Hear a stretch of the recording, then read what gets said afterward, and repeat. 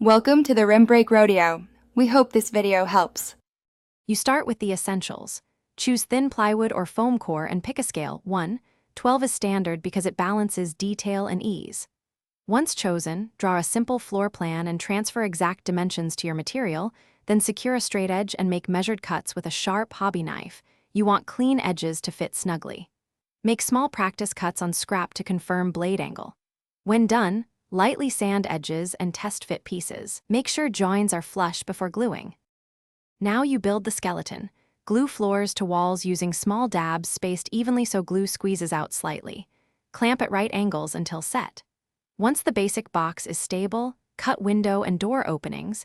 Doing this now prevents warping, and add thin internal strips to reinforce corners and shelves. After assembly, sand seams and fill any gaps.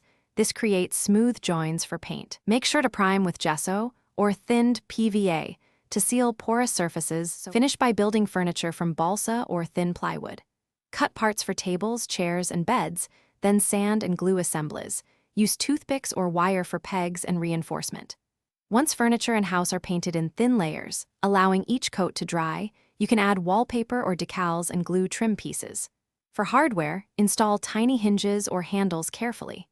If something misaligns or paint chips, sand the area lightly, reprime, and touch up. This fixes common issues without rebuilding major sections. Thanks for watching. Consider subscribing if we helped you.